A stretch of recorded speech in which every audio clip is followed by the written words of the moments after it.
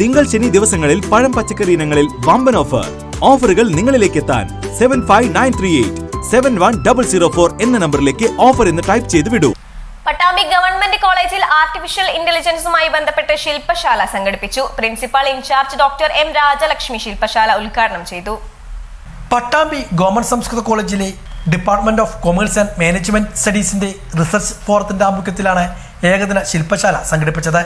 College principal in-charge doctor M Rajalakshmi ഏകദിന ശില്പശാല ഉദ്ഘാടനം ചെയ്തു. ഇങ്ങനെയൊരു പരിപാടി സംഘടിപ്പിച്ച കോമേഴ്സ് ഡിപ്പാർട്ട്മെന്റിന്റെ മികവിനെ കുറിച്ചാണ്. കാരണം 2004 കഴിഞ്ഞ വർഷമാണ് ഇത് ഗവേഷണ ഡിപ്പാർട്ട്മെന്റായിട്ട് അംഗീകാരം ലഭിക്കുന്നത്.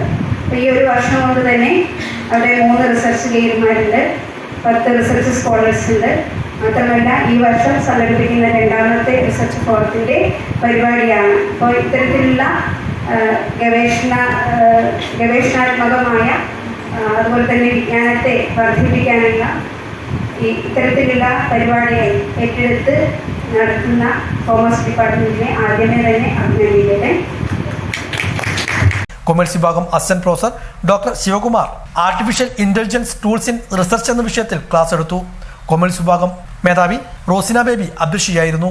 Associate professor doctor P Sreeja, college IQAC member doctor P Sudheer Kumar, college librarian doctor Shajahan KP, ഗവേഷക വിദ്യാർത്ഥി പ്രതിനിധി Shruthi MS, associate professor doctor Bindu Menon, Thrithala government college assistant professor P Rekha, P Ashika തുടങ്ങിയവരും പങ്കെടുത്ത് സംസാരിച്ചു. വിവിധ കോളേജുകളിലെ 50ഓളം അധ്യാപകരും ഗവേഷകരും പങ്കെടുത്തു.